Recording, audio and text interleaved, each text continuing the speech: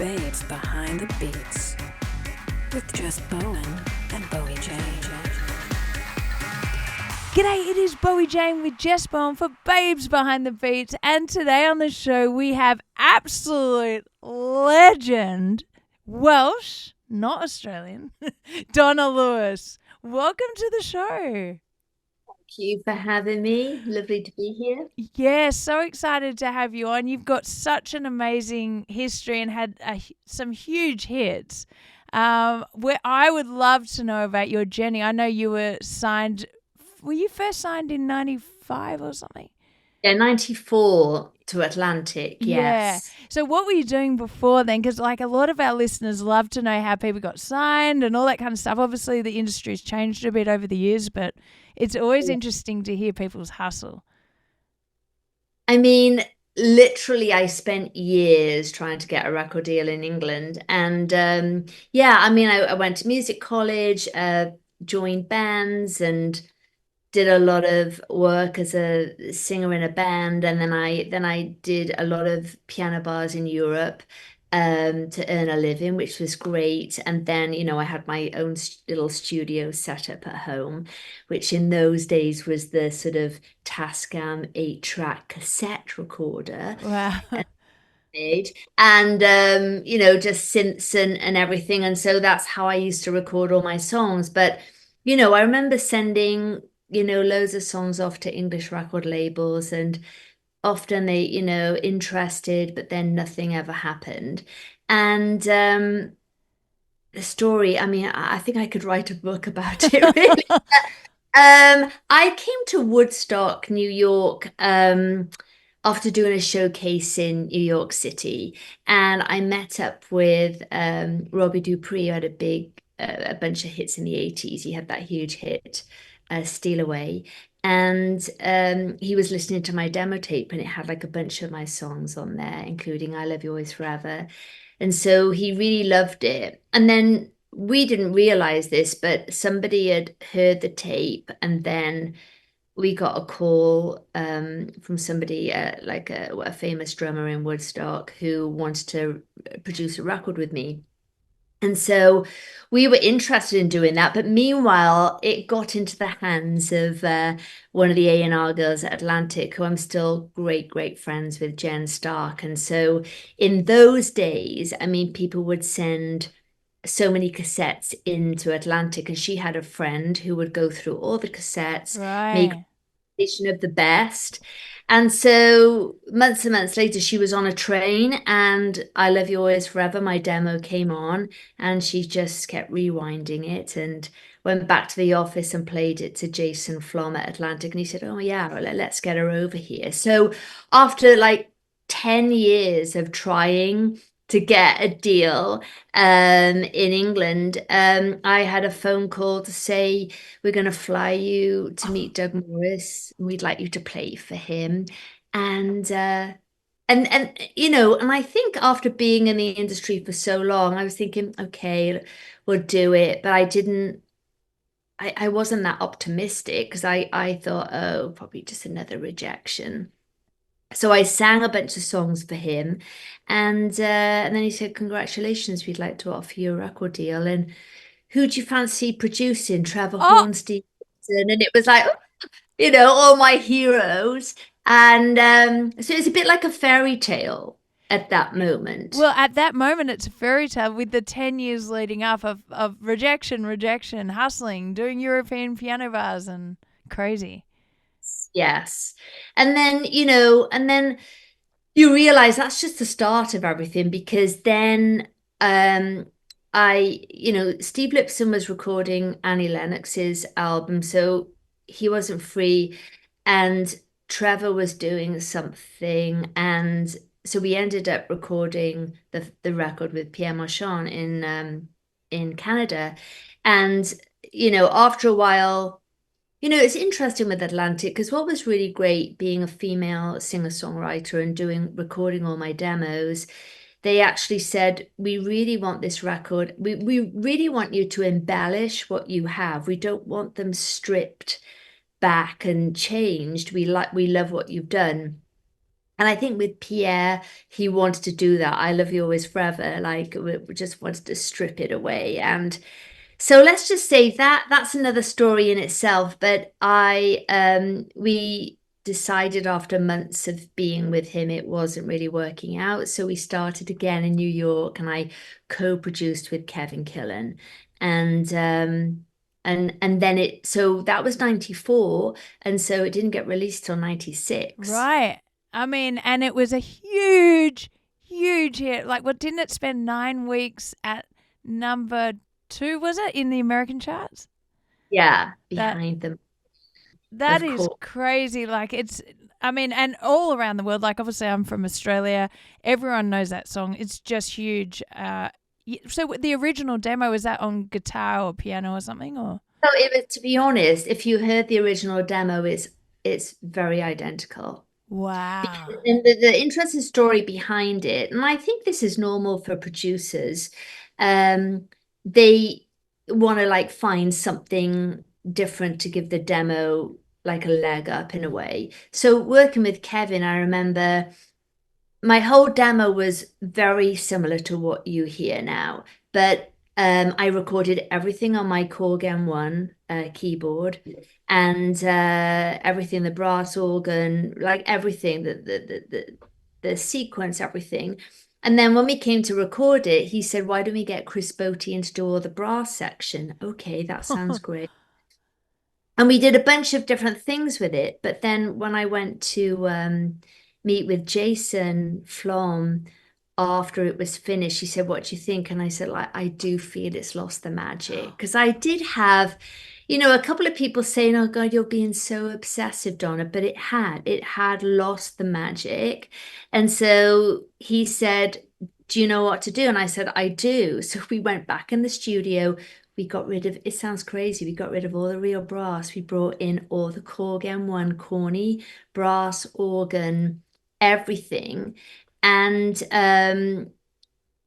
so it's very similar. I keep meaning to sort of like release the cassette version at one point, Yeah. because I think it would give, I mean, I redid my it's a better lead vocal, but pretty much everything is as my demo. Wow. And so I'm glad I stuck to my guns. It was hard, because you can so easily say, "Okay, yeah, you're right," but it definitely lost magic. And so we brought the magic back, and thank God, it did what it's done. And then when that becomes such a huge hit, was it instantly a hit, or was it a slow burner? I mean, I think really radio made that a hit, because in those days, this is going back like 28 years ago now, you had your marketing and your radio department and everything at Atlantic. And so when they sent it out to radio, I think I think Tampa in Florida was the first radio station to have like something happen there. And then it just blew up, really. I think it was very much this radio song. And I remember we were here in New York, and I think we had like a map on the wall, and we just kept putting pins in where all the different stations were Cool. adding it. And so it was exciting to see. And I think it was just very much like a big radio song. Wow. So it hit in America first? Yes. Interesting.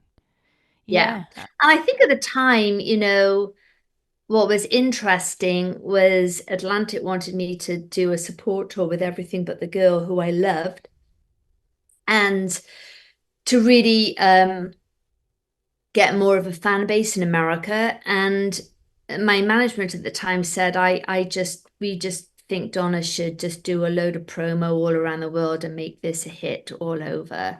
And so that's what we did. And I think they were right, Mm. because you know what it's like, you being a musician, you sometimes need to go to those countries, and you need to go to the radio stations, and Mm-hmm. you need to do the TV and stuff like that. And so, it was like a whirlwind of travel for that year. Yeah, I Uh, mean, it's so true. Doing the radio, I've done the press tours around the UK, and it's like, it is so important because they then feel associated with you. They just want to Yeah. play your tune, and the listeners also get to see you in person, and it really works, and there's sort of no substitute for it. Yeah, absolutely. Yeah. Yeah. So then, how did that move into? I mean, what was there a lot of pressure after that to release the next song, or you already had a bulk of songs? It's interesting on that album. I mean, we all thought like, oh, Without Love being the second single is going to do well. And, part of the team at the time wanted to hold off because I Love You Always Forever was still so big. Right. And then other people at the label felt, oh, we should release it. And I think when Without Love was released, I don't know what, maybe it got into like 30 or something in the charts, but it didn't really become a hit like we all thought it would. I mean, it got in the charts in other countries, but it didn't really do it. And I just think, it is hard, like following that song. Yeah. And then on my second record, when I recorded Blue Planet, um, it's such an interesting journey, really, because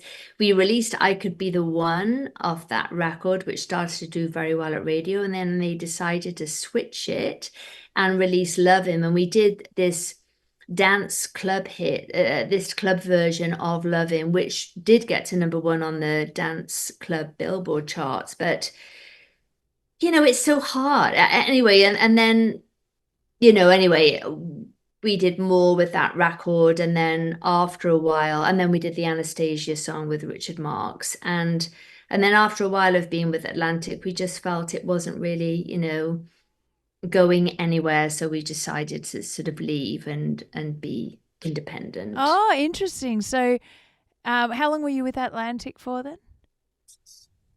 Oh my gosh. So probably till about 2000. Yeah. When you sign a record deal in those days in 94, it was like a 7 album Yeah, deal. right. So I mean, and the thing is, it's after a while, I think I didn't really want to leave, but my management was saying, at the end of the day, oh, here's the other thing. A lot of the people that signed me left, Doug. Yeah. That's a thing, isn't it? When the people you were dealing with at any company, really, like it could be sponsors or whatever, if they leave, you're in trouble. Yeah. It's almost like you don't have your support network there anymore. And there were Mm. so many changes. So we noticed a difference. It was just a lot harder. And in the end, I remember Steve Fagnoli saying, let's just get out and we'll do our own thing. So that's what we did. Wow. And so, what was the independent process for you like? Because obviously, being independent now is probably a lot easier than it was then. But you obviously had a good understanding of the process of releasing. You had management and, but Yeah, yeah. I did have management and we did like a bunch of different things, but it's not, I have to say, I kind of wish it was like the old days because it was really nice having people that was their job, the art department, the marketing, the Mm. press. And it was amazing. And even though some people might think now, yes, it's great doing this all on your own, but it's really Oh, hard. I I know. mean, I mean, Uh, it's really hard. And I still feel I'm still not doing a good job on my own. I need to find the right people to work with because I do find the older I've got, I feel I just want to do the stuff that I know I'm really good at.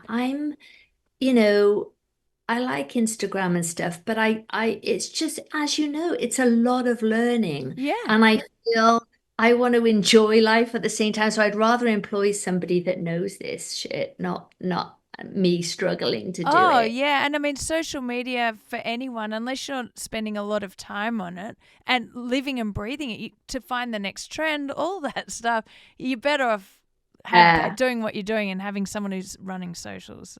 yeah. And I think to be honest, nowadays, I think after my breast cancer thing, I really did like change my way of thinking because after going through that for a whole year, I think you come out of it feeling, you know what, I gotta like have get my priorities right here, as you know, being a musician and you love your work, it takes up a lot of time, wonderful time, because we love doing it. However, there's a lot of the stuff linked with it that I just feel I have to, like, I can't be on social media all the time. I have to live my life. I want to walk, I want to eat great, I want to do the things that I want to do. Yeah. So it's changed my way of thinking a lot. Yeah, so now with your breast cancer, you it was around the time of the 25th anniversary were you about to go on tour, is that right? Or Yes. So around the 25th anniversary, we had like a tour, but we had dates in Australia and ah, like, small theaters, and we were going to do this special tour, but then COVID happened. oh, So that was in 2020, wasn't it? So we had to sort of put that to one side. And then 2021, out of the blue, I was diagnosed with breast cancer.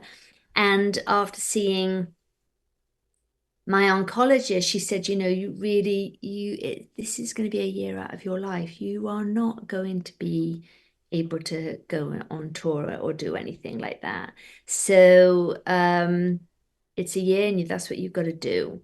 And it really was because, with the chemo and the surgery and the radiation and the injections and stuff, it was a year long. And so that's what happened. So we keep thinking, okay, 28 years, maybe we'll do a 30th year. Hang on now. Maybe get another record out after this one and do a 30-year, I like mean, little. the timing is never good, but the timing falling, that was still COVID. So having the year, I know there was a big bounce back with touring, but it was also an absolute shit show touring because people couldn't get buses and they couldn't get venues because everyone was touring at once. So Yeah, maybe, yes. the 30th is the time or the Yeah. 28th. Yeah, yeah, we'll see. But we'll do something. I mean, I'm gonna do, and I haven't. I've done like different little small live things, doing a few songs here and there. But I'm gonna do, a show at the end of September with my longtime bass player friend Tony Franklin, and we're gonna do a show in Savannah. So we're hoping, that'll lead to sort of more things that we can do because I kind of like doing some of these things like a stripped down Yeah. version of songs, which is always nice to do. Yeah, so your stripped down show is that you on the keys and vocals, and that's it? Maybe a guitarist or something? Or And then Tony is an incredible bass player. We've done so much work years and years ago together. He plays bass and guitar, so oh, we just do it, yeah, together. And with I Love You Always Forever, we might, we're gonna see when we rehearse, but we might bring some little Donnas in a little box to sort of DVs and run the sequence part. I've done many shows doing an acoustic version of I Love You Always Forever, but at the end of the day, I feel like the audience want to hear the actual version. the one You that know, they remember, yeah. Yeah, fun to do the acoustic one. Well, fun to maybe do a hybrid. Like start with acoustic and go into the, yeah. exactly. Thank you. Yeah, that's a good idea. No, I've Yeah. done that with some tracks where you start acoustic to show off that, oh, look, this can be done acoustic. And then well, a bit like, is it Proud Mary? Proud Right. Mary, there's a version where Tina Turner starts slow and it's sort of, and then it goes big Yes. wheels, keep on it. Yeah, so Yeah. anyway, Yeah. just working out your set, so. Thank you. Now, also, you are the ambassador, I wrote it down, the ambassador for making strides against breast cancer. I think one of them, yes. I've always been interested in doing something with a charity, and then I was introduced to Making Strides, and they do so many great things for cancer patients and families, and they do one of the big things they do every year. They do a big walk at Central Park, and so I did that last year, and then recently I sang. It was really a beautiful thing, actually. We did. It was an event to kick off their 2024 Making Strides thing that they're going to be doing in October. And it was really lovely because there were a couple of people that got up to talk about their breast cancer story, and some caregivers talking about their experience. And then, I did mine through music. So I did 4 songs acoustic at the piano. And it was really nice because this album that I've done, and Holmes, I've did a lot of the electronic tracks. It was nice just doing these songs acoustic, and I sometimes think they're more meaningful that way Yeah. because of the wall. So that was really good to do that. Yeah. Oh, that's so good. So now, what have you got coming? I know we've spoken a bit about the maybe a 28th and some odd gigs, but what other music and gigs have you got coming up? Well, I'm doing this thing in Savannah, and then a bunch of charity events, and then we've also been making a film. Oh my gosh, that's taken so long. But we decided to make this short 15-minute film, and I'm working with a great director, Maya Barron. She's a breast cancer survivor too. And we decided, first of all, we met through my friend Jen Stark, who was my A&R girl. And we met and we both loved each other's work, and we got talking. Oh my God, you're a breast cancer survivor too. And first of all, I was thinking of hiring her to do a music video for one of these songs. Then we got talking and we just thought, how about doing kind of this short 15-minute film? So we've made this kind of like dreamscape film that tells my story through the music. We have this beautiful actress that's with me. And when we shot that, I didn't realize, but I had COVID for the first time. I was so ill, and I had done these COVID tests and I was negative. But that day I was so sick. So Oh, see me in this film, like it really like it's perfect. But anyway, so we're right at the end of that, and then we're sending it off to film festivals. So I really hope some festivals like pick it up because it's very meaningful to us, and um, I think it helps people going through their journey. So that's a yeah. big thing for us. So hopefully we're almost at the end of saying that we're actually finished Yeah, it's with a it. lot of work, the film stuff, isn't it?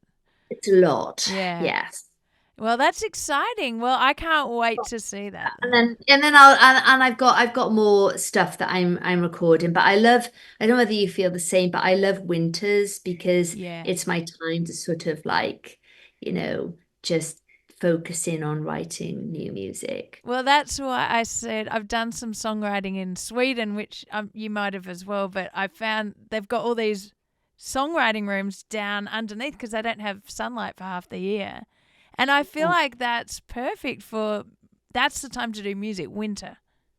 It's so perfect. I spent a lot of time in Sweden. I remember, the summers are amazing because it's light all day and night. But winters, yeah. Yeah, and they pump out those pop tracks there, so Yeah, yes, yeah. brilliant. Yeah, that's right. Well, gosh, thank you so much for coming and chatting and such a fascinating journey. You've had such a successful career. And please, I want to know when you're playing in LA. I'm definitely coming, so. Hopefully that would be great. Yes, we'll keep in touch. Yeah, Definitely. awesome. Same for you if you're playing in New York, you have to let me know. Oh, yes, definitely. All right. Well, thank you so much. And everyone, if you can follow on the socials, we are Babes Behind the Beats on all platforms.